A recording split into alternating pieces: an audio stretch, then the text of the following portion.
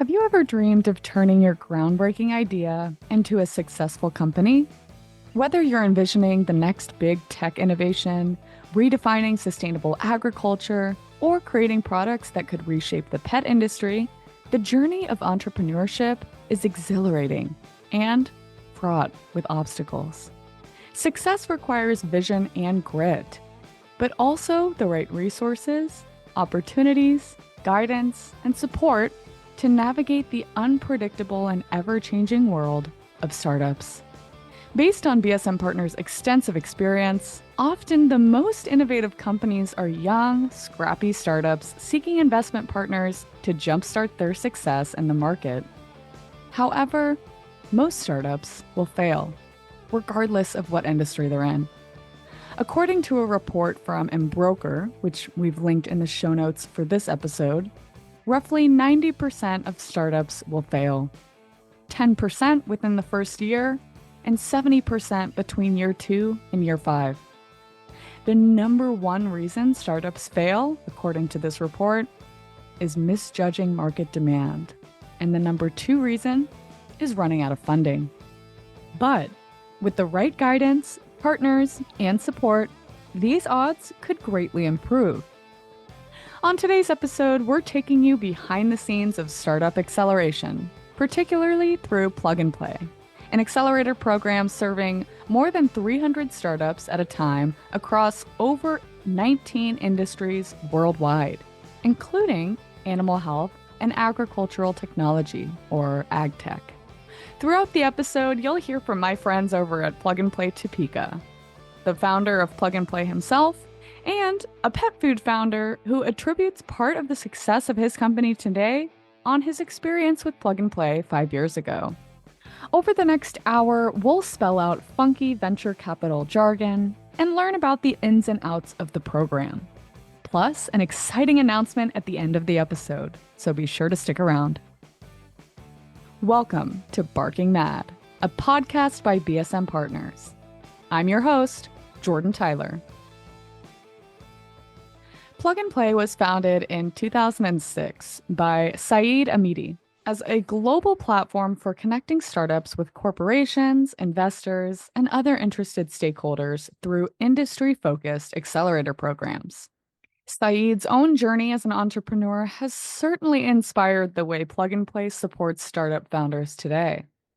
When we sat down with Saeed at the Plug and Play Silicon Valley Summit, held at the company's headquarters in Sunnyvale, California this November, he explained becoming an entrepreneur himself wasn't so much a matter of interest as it was one of necessity. I sometimes discuss with friends, are you born an entrepreneur or do you become one?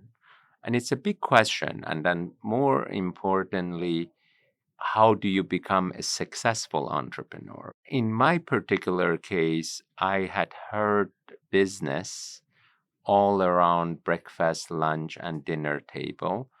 But if you ask me how I became an entrepreneur, I had to become an entrepreneur. In 1979, I was in Menlo Park, Palo Alto, quite frankly, on Sand Hill Road, where 50% of the VCs, at least in America, are in that road. And they have, for sure, 50% of the capital for the venture world there. But I didn't know what is happening on Sand Hill Road. I was so out of reach with technology, with startups. And in 1970s, technology meant Apple, meant HP, meant Intel. It was mostly hardware focused, Cisco, then Juniper, etc., and all the semiconductor companies. So because I was not an engineer, especially not the double E engineer, I didn't think I will do technology. But 1979, the Iranian Revolution was kind of like a wake-up call for me because I was 19 years old. I was sophomore at Menlo College. And I realized if I want to keep the quality of my life or standard of my life, I have to start earning money, and nobody would hire me. So I became an entrepreneur. And I started my first company that summer. It is called American Liquid Packaging System, ALPS, and it has a division which is like import export business for plastic raw material. And very soon after 1 or 2 years of opening that division, I started representing ExxonMobil for polyethylene and polypropylene. And I still run that company. It's about $300 million a year. And then through the packaging business, I got into bottled water business, which is the second division of Alps. And combined, it has a revenue of about 700 million, 3,000 employees, and I call that my day job. So that's a long way to say I had to become an entrepreneur to live with the same standard that I was living before the Iranian Revolution. Saeed told us the story of how he went from a resourceful founder to a champion of founders. The story is one of incredible opportunity, starting when he rented an office space across the street from Stanford University in Palo Alto, just a stone's throw from Silicon Valley proper. At 165 University Avenue, which we call it Lucky Building. In that office, Saeed became Pierluigi Zappacosta's neighbor, the man who brought Logitech, a prominent computer hardware and software developer, from Geneva, Switzerland to the United States before taking the company public. Next to crop up in the neighborhood was Osborne Computer, the first portable laptop computer. From there, Saeed bought up more real estate in Silicon Valley, soon becoming the landlord of PayPal founder Peter Thiel. Then came Andy Rubin with his sidekick mobile phone. This pattern continued, and before long, Google moved into one of Saeed's office buildings with just 3 people and a dream. According to Saeed, the company stayed in the building until they were 50 people strong. And we all know the rest of that story. So, all this to say, you can't build an empire, or a startup for that matter, without hard work, discipline, and resilience. It also takes patience. But sometimes a little luck goes a long way too. In real estate, people say three things are important: location, location, and location. I would say in technology also, I got lucky. I was at the right place, right time, where Google was born, PayPal was born.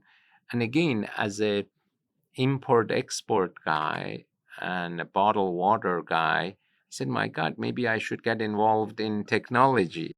Took me a while, but I started investing in startups through a small partnership called Amidzad. And we did 4 or 5 angel investments a year. And quite frankly, we had Dropbox in there, we had Lending Club in there, we had PayPal in there. Dropbox, Lending Club, and PayPal are all unicorns of plug and play, which is a term used in the venture capital space to describe a startup valued at more than $1 billion and that is privately held, meaning not publicly listed on any stock exchange. The term dates back to 2013, and the mythical animal reference of unicorn aims to illustrate how rare it is for a startup company to reach such success.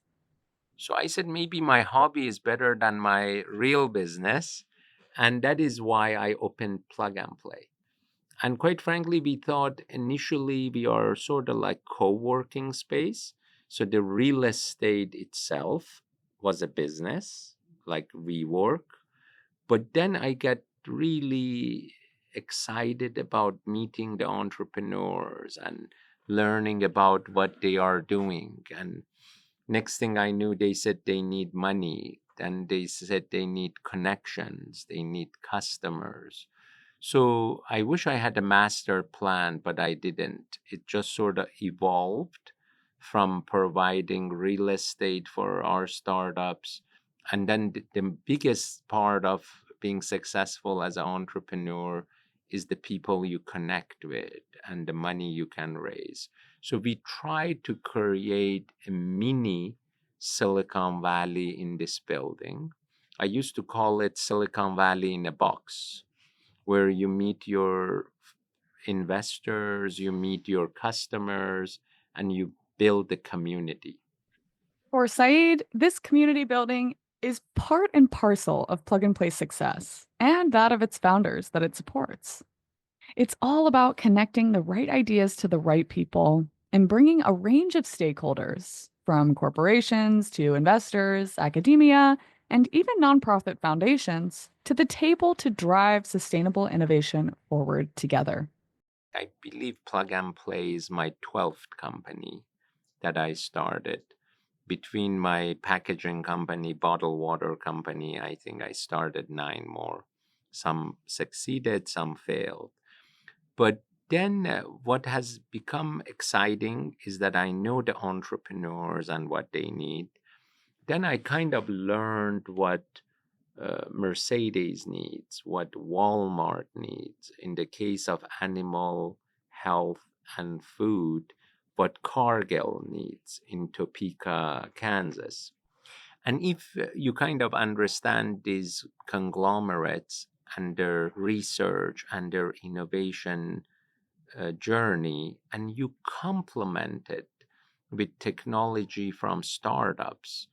And lately, have become really excited about universities and the research they do and the smart people that graduate from all of these universities.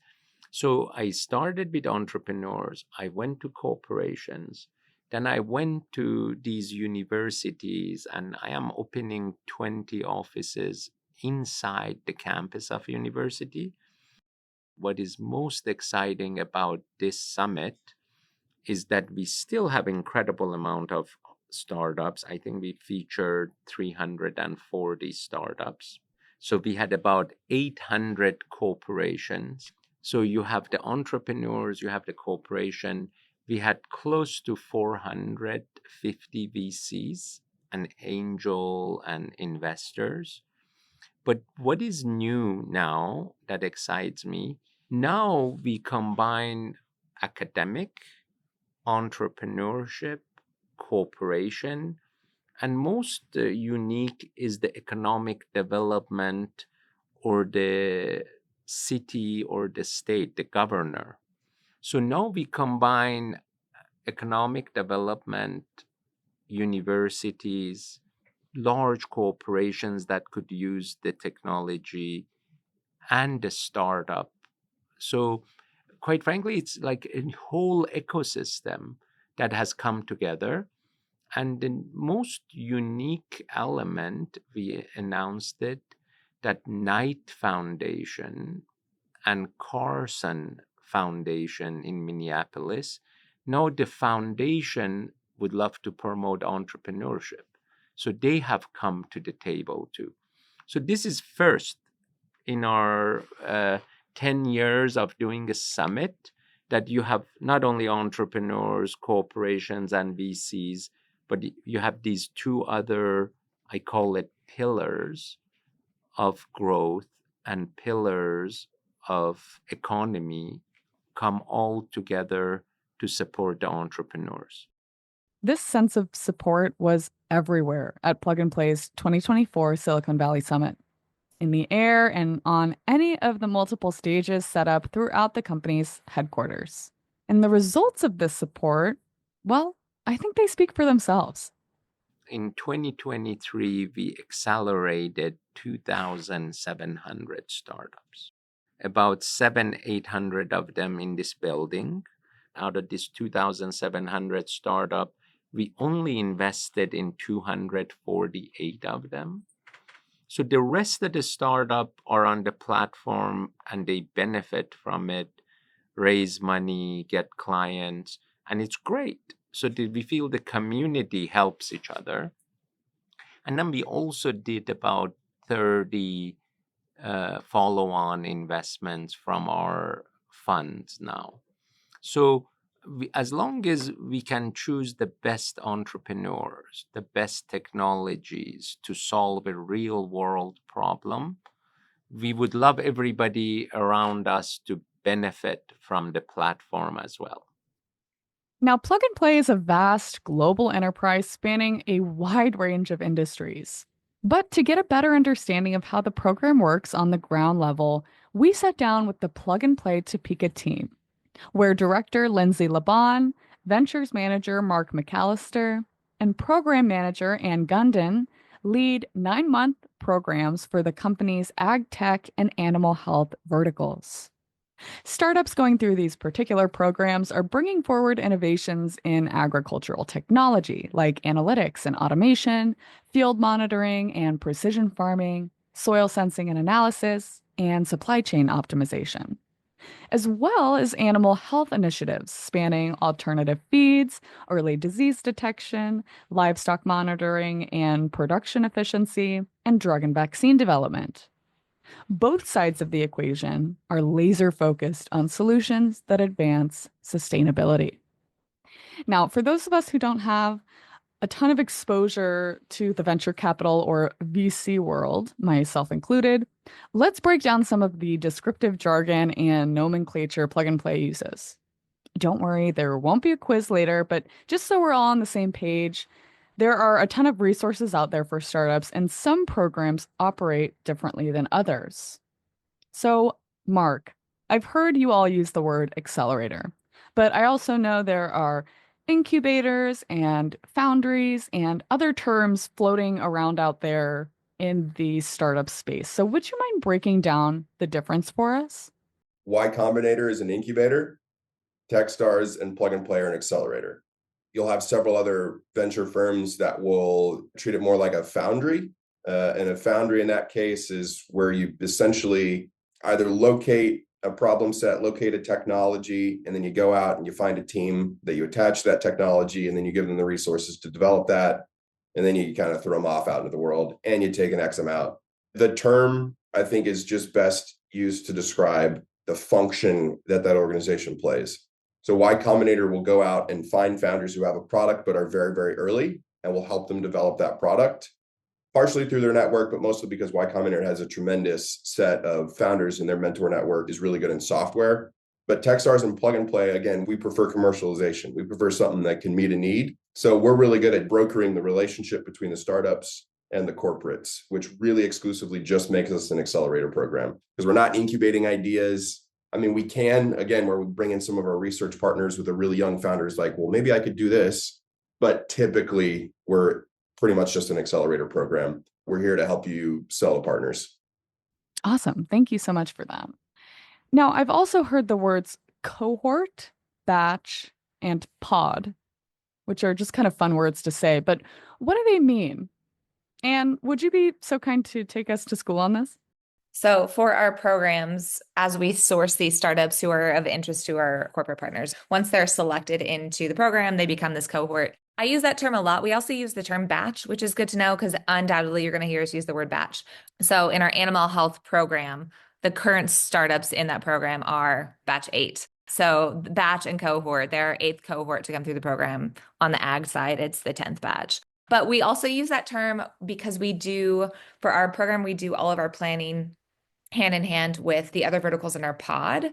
So our pod is called the Sustainable Future Pod. So we work directly with new materials and packaging, food and beverage, sustainability, and then animal health and ag tech, our 2 verticals. So we also use the term cohort to talk about that pod cohort, since they're on like the content calls together. But yes, so cohort, batch, that's our group of startups currently going through the program. I'm so glad I asked, because I can see how it can get confusing as we're talking about it. But I like the way you explained it. It makes perfect sense. So thank you for that.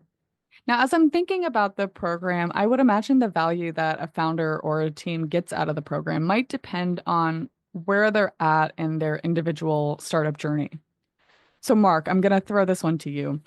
Would you mind talking about the range of stages people are in when they come to you? Predominantly, we work with seed stage companies. Early commercialization is prime location for us. But again, I think the latest we've accelerated was a Series C company. We discuss quite frequently with Series A, some Series B. Again, if you're interested in participating with more of our kind of thought leaders in a particular sector within animal health or any of our verticals, right, we'll work with anyone in that range who's kind of interested in sitting down with the corporates that we've got in the program. So predominantly it's seed. I think that's the vast majority, but we range as well. Okay, let's break that down a bit.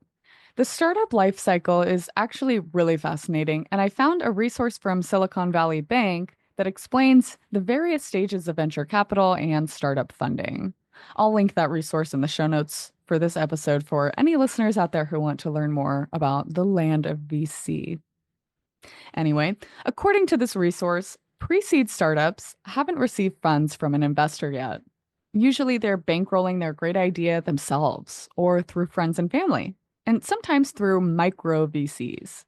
From here, companies grow into the seed stage, where they're seeing early stage funding from certain VCs and angel investors, which are individual investors who use their own funds to invest, rather than taking funds from a pool, which is loosely how venture capital works. The next phase is Series A, which involves bigger investments from larger VCs and angels.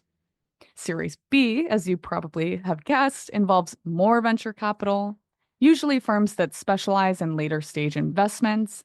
And then you have Series C and beyond, through which startups sort of graduate to seeking funds not only from VCs, but also from private equity firms, hedge funds, and banks.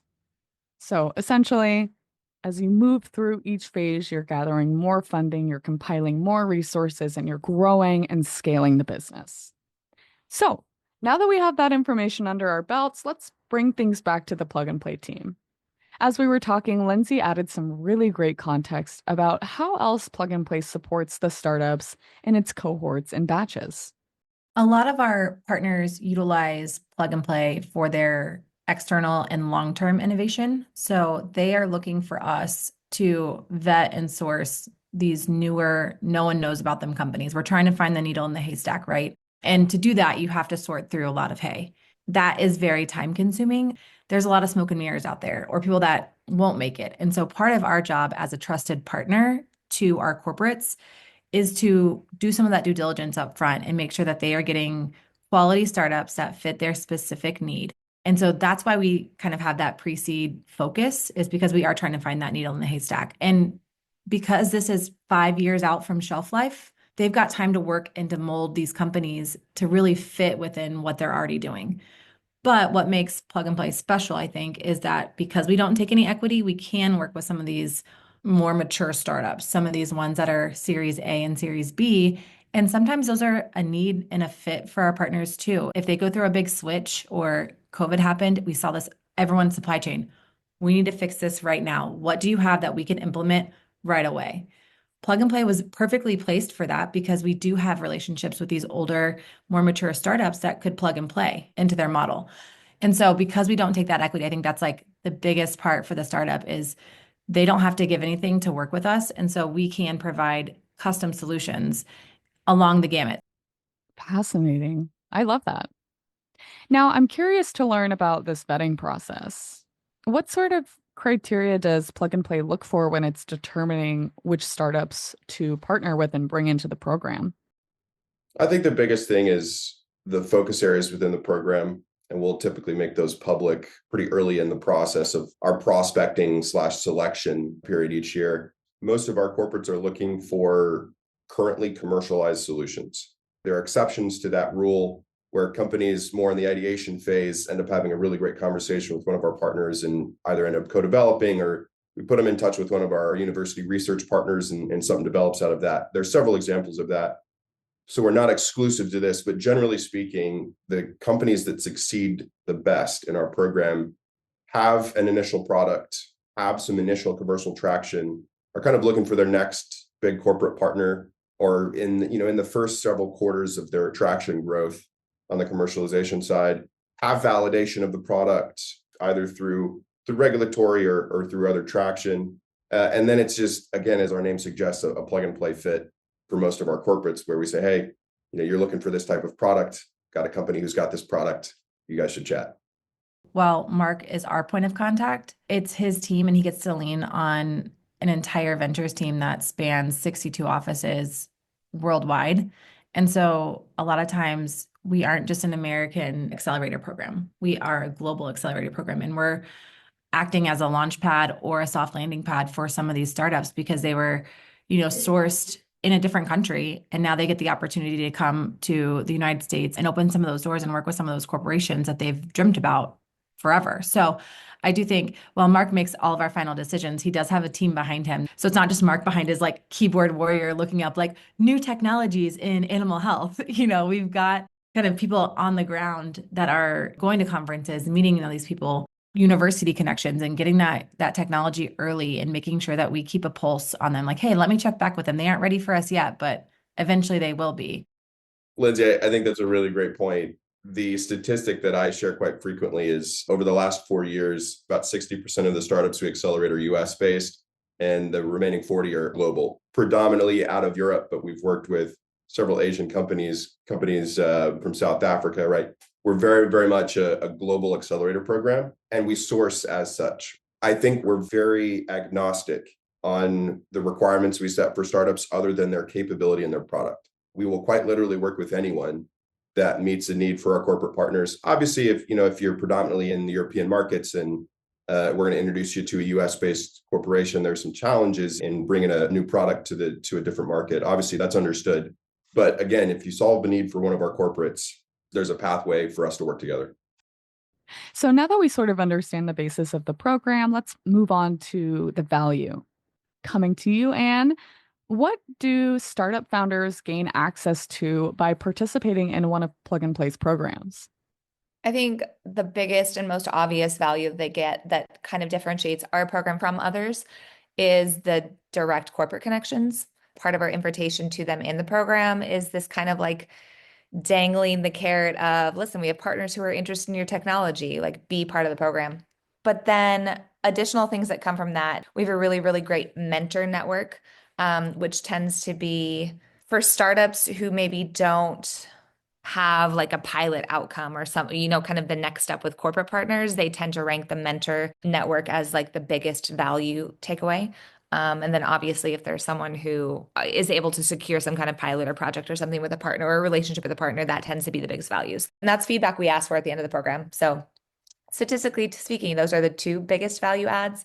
And then other things that come up frequently are the cohort interactions, and whether it's connecting with founders who are in a similar space or doing something in technology that's adjacent to theirs or whatever. So kind of that cohort interaction. I think it's very much kind of like being away at summer camp, right? You connect with friends, that way you meet new friends. So I think that's a huge value add too. And then the content series that we offer, a lot of times that depends on what stage they're in, maturity-wise, funding-wise. But some of the earlier stage startups really, really love the content that we offer too. And if they're later stage, that's less valuable to them. So I'd say those are the highlights. I think any disciplined investor will have a pretty robust set of industry relationships and will typically validate any of the technology they look at through that network, and will typically also structure some introductions. The interesting part about Plug and Play is, as both an investor and a group serving our corporate network, I think we preempt a lot of that up front. So all of our programming, all of the focus areas within our accelerator program are preset by our corporate partners. And any of the startups that we source for the program, certainly any of the startups that we accept for the program, are essentially pre-qualified to meet a certain set of requirements or focus areas from our corporate partners.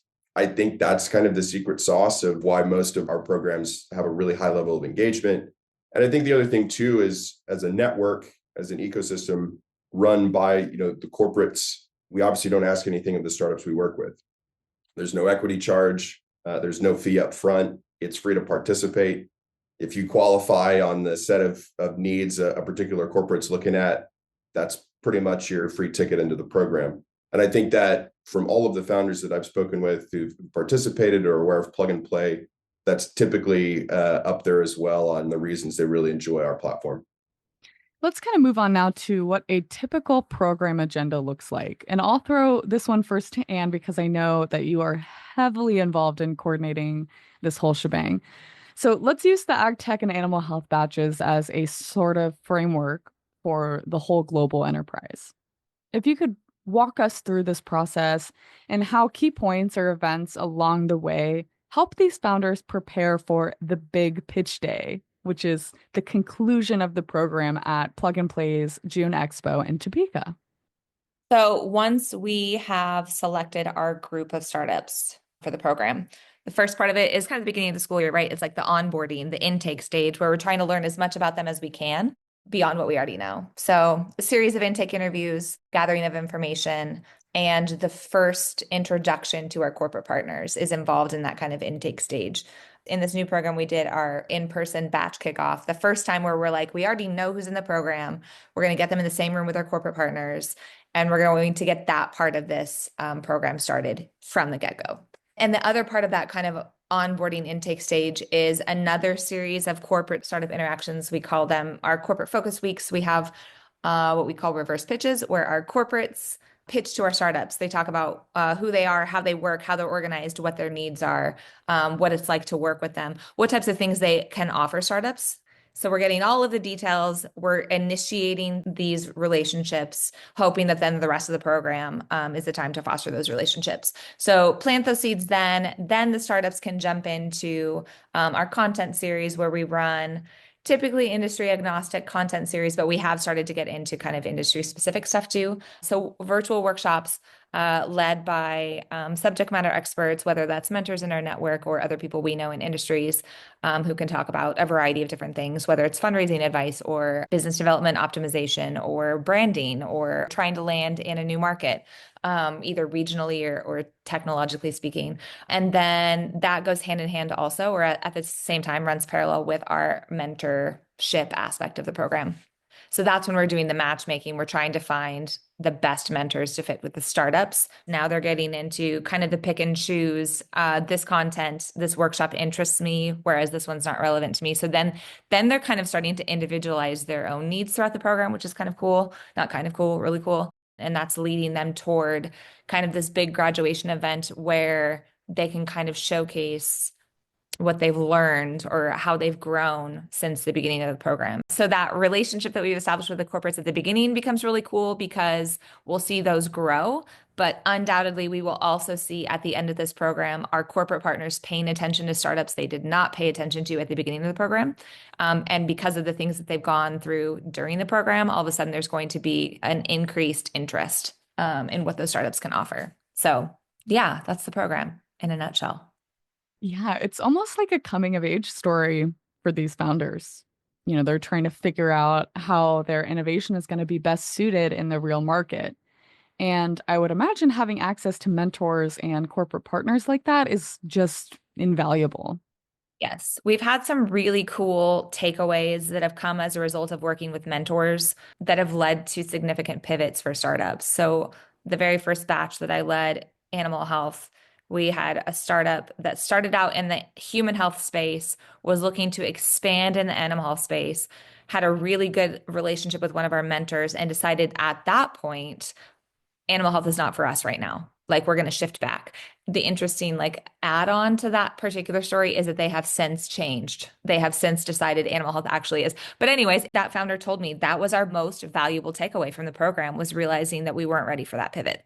And then last batch, we had, again, it was an animal health company who, after talking to some mentors and then working with one of our partners, like our educational university and economic development partners, realized that their technology could be used in a very different way and hit a very different market and a very different focus than they had intended. So the mentorship can be more than just like, I'd like your advice on this. Oh, that's helpful. That's kind of what I thought or not what I thought. It can lead to these really significant pivots that could make or break a company, to be completely honest. So those are just two really cool success stories from the last couple of batches. I think from the outsider too, sometimes it's like your babies. You don't notice how much they've grown because you're with them every day. So these are Anne's babies, right? Her startups are her babies for this batch and this cohort. And so you're like, have they really grown that much? You don't really notice it. And then we have our partners and our mentors and people that get to see them once or twice a year. And they get to see a 4-minute pitch at the beginning of the program and what they think is their best foot forward. They go through our entire program series. So whether they think they're growing, they're absorbing it, these little nuggets make a really big difference here or there. Then they get to pitch at our expo, at our like graduation event. And every single partner talks through how much better that pitch is. And it's really fun to see that growth. Absolutely. I love the way you put that, Lindsay. So now we know all about the Plug and Play program from the team itself, but let's take it a step further. I'm super excited to share parts of a conversation I had with Rich Kelleman, founder of Bond Pet Foods, a BSM Partners client revolutionizing protein for pet food using precision fermentation to create biologically identical animal proteins, just without the animals. So we are a older Colorado-based company that's working with fermentation to make meat protein like chicken, turkey, and fish without the animal for pet food applications. Our proteins are complete, allowing brands to fully replace their meat meals byproducts one-to-one in their recipes. It's lean, it's scalable, so the math makes sense from a unit economics standpoint to include it at high inclusion in their formulations. Just as important, it's wholly more sustainable and humane compared with meat and animal ingredients that are available in the pet food supply chain today.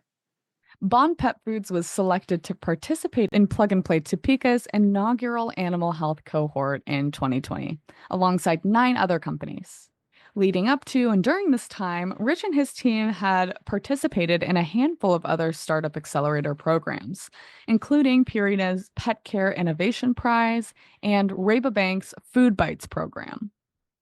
It was actually through the Food Bites program that he became familiar with the Plug and Play team, or rather, where the Plug and Play team first voiced an interest in partnering with Rich and Bond. Rabobank's Food Bites, we participated in that just to see if we could fine tune our pitch, but also like through that work, understand how we could focus on the things that matter from a business development and also capital journey standpoint that could allow us to take the next steps with the business. So they'd have a pitch competition and they invite startups in food and ag to present their proposition and what they're trying to bring to the world. And then you get real world feedback from ADM and others who were on a judge panel. And then investors were in the audience too. So it was a good forum, but Plug and Play was there. And so after my pitch, I was sitting at the table in my booth and the team came up and they said, "Hey, we want to learn more about what you're doing." And that conversation slowly kind of built to an invitation to participate in a food batch that led to a lot of opportunities for the company. I think more valuable aside from the program itself was just the networking opportunities that Plug and Play helped broker, including introducing us to a key partner that's now in the Bond family. So it was a little bit serendipitous. I didn't know much about Plug and Play at all. Just part of another program and them being present in the audience. That's how I was introduced to PMP in the program. Depending on what your business is and how you're looking to build it and grow it, their network is so wide and deep, and they have really strong relationships with multinationals and other global players. So when there is a fit, they're uniquely positioned to help make those intros. So take me back. You're going through the program. What really stood out to you throughout that experience? So most of it, with the exception of the pitch event itself, the program was virtual. I think there were opportunities that were part of the calendar of the program where, all right, if you're looking at things like establishing your brand and marketing, there were modules and speakers and people that they would plug in for a session or a seminar around that. If it was around packaging and logistics or something like that, there would be kind of a webinar around that, and with opportunities for Q&A. So depending on what your pain points were, and what you're trying to solve for with your business or improve with your business, there were opportunities for you to learn from people who have been through it before and giving you access to have that Q&A with them, just so that whatever they've learned, you could try to dial in with more specificity into what's more relevant for your business. That said, and I think that's a great part of Plug and Play program.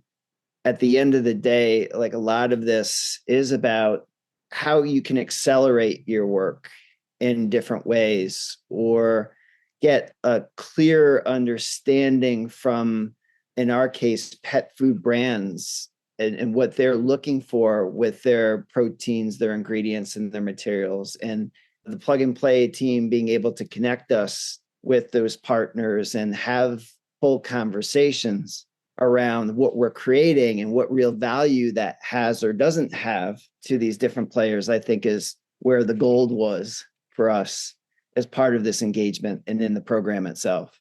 And then, as I mentioned, as we were looking to really see how we could ensure that there was future offtake for our ingredients and a partner on the other side who would be keen on using it, the ingredients and the recipes, that's where they were tremendously helpful just to facilitate some of those introductions and conversations.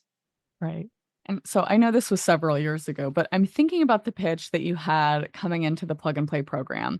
And I'm wondering if you remember making any major changes to that pitch based on your learnings from the program, and how any of those changes may have lent themselves to your ability to establish future partnerships and kind of propel you and Bond beyond the program itself.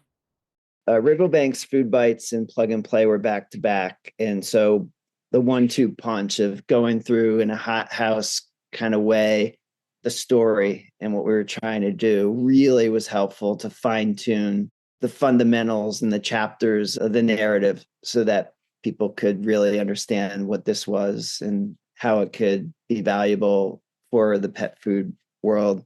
But I think one of the things that was helpful is when, within the pitch, I kind of took a step back, and this was after kind of seeing that things weren't landing the way that I wanted to, and just providing a different point of reference for what we're doing. And for example, and I think this was part of that pitch, we're not creating a new way to make ingredients that could have value in the pet or human food supply chain. A technology that's been around for more than half a century to make everything from enzymes for cheese manufacture to good bacteria for probiotic supplements to vanilla and a host of other ingredients that we're consuming on a daily, weekly, monthly basis.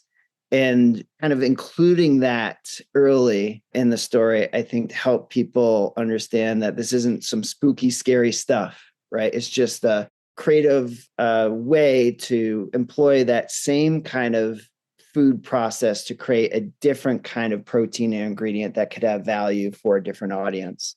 Totally. Yeah.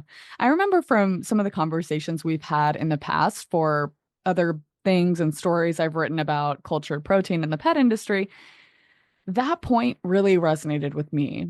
Even having knowledge of the industry, I'm still a consumer, right? And I still see things through the lens of a pet owner, as well as an industry analyst. And being able to demystify this whole concept, as you said, in that way, and bring it back to things that we all know and love, like cheese, was like a light bulb moment for me personally, and obviously for others as well. So super interesting that part of that was developed through your time at Plug and Play. I'm curious though, I know you've participated in other programs. How do you think they compare to the Plug and Play program? I think they're all complementary. Purina was so focused on the pet food space. So you're surrounded by early stage entrepreneurs who are roughly at that same point in their journey. So that community that they created just allowed you to kind of think through maybe some of the things that you're trying to solve for at that early stage in their development. And then still some good friends that are in pet, like we call each other a couple times a year just to check in and see how we can be helpful for each other. Food Bites was a very short program in the sense that it was just about the pitch and how you could really tune it in a way that, you could leave that exercise with confidence and then start stumping for cash and closing your round and giving your business the liquidity and capitalization that it needed. So it had a specific purpose, but they also built a community that lives. And so you could have access to that to really help as you kind of step into your work and tap into others that could be helpful. Plug and Play, again, for me, there's all of that, but it really was, for me anyway, about the vast strategic network that they have and a different kind of horsepower that they could bring, and also just exploring how we can accelerate different facets of our technology or applications development in a different way.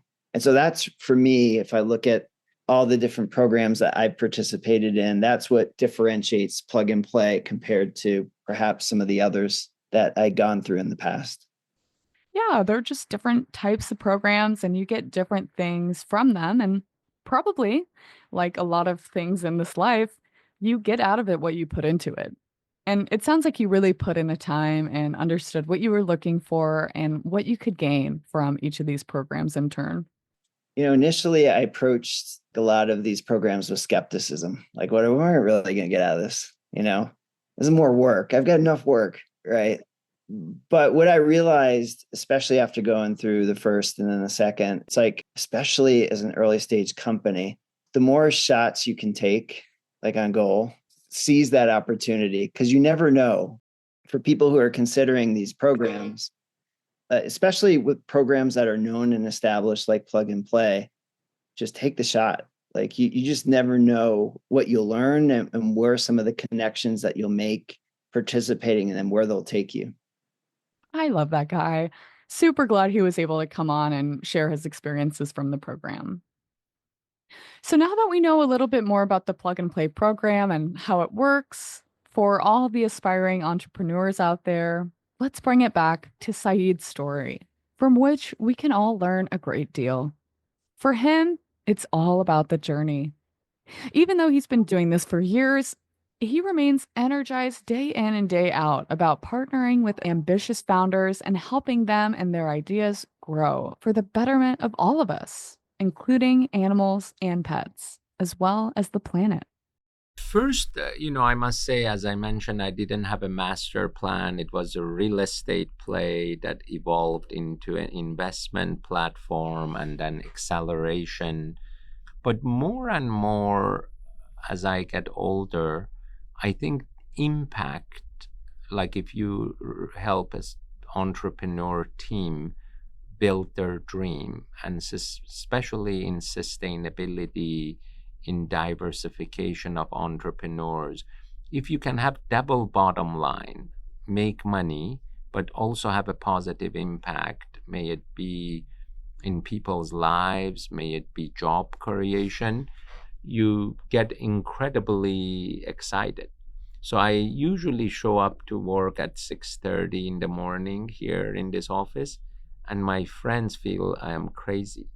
So they say, why do you work that hard? Why do you travel so much? But the idea is, if you really are enjoying every day, and 90% of what I do, I love, I say I cannot ask for the other 10%, like I'm a lucky guy as is. So that's kind of what motivates me. One measure of success is return on capital, but I think making a positive impact and kind of having a community that respects Plug and Play is very important to me. I get a kick out of that, even if I don't get money. Are you not inspired? I know personally, I've really enjoyed working with and learning from this group, and it was a really singular experience attending the Plug and Play Silicon Valley Summit and taking it all in firsthand. Now, for the moment you've all been waiting for, I'm pleased to announce that this collaboration with Plug and Play is far from over. In January 2025, BSM Partners and Plug and Play will debut a co-branded podcast through which we will be following a handful of founders among the current ag tech and animal health cohort as they learn, tweak, pivot, and grow. We'll be taking you behind the scenes, capturing the blood, sweat, and tears that these founders have poured into their innovations in real time. And the conversations we'll have throughout this new podcast are sure to be insightful, educational, and inspirational. Stay tuned for more details about this collaboration coming very soon.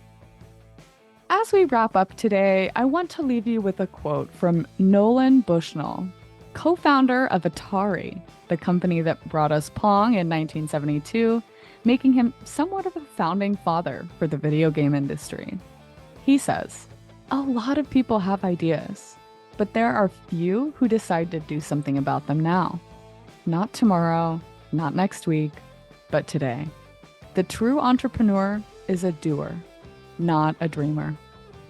Entrepreneurship isn't for everyone, but it is critical for our future. And accelerator programs like Plug and Play are a vital lifeline for the brave few who choose this path. By supporting startups and entrepreneurs with big ideas, we're able to leverage the most cutting-edge technologies and most effective approaches to advance the way we live, including optimizing the health and wellness of our beloved pets. Thank you for tuning in to Barking Mad, a podcast by BSM Partners. If you'd like to know more about us, please visit our website at www.bsmpartners.net. Be the first to know about new episodes by subscribing to the podcast, and keep an eye on BSM Partners' LinkedIn, Facebook, and Instagram profiles, all linked in the show notes for this episode, for the latest on BSM Partners' co-branded podcast with Plug and Play. You won't want to miss it. We'd also like to thank our dedicated team, Adamiette Thomas, Neely Bowden, Kate Wright, and Dr. Katie Miller. A special thanks to Leanne Haggerty and Michael Johnson. See you next time.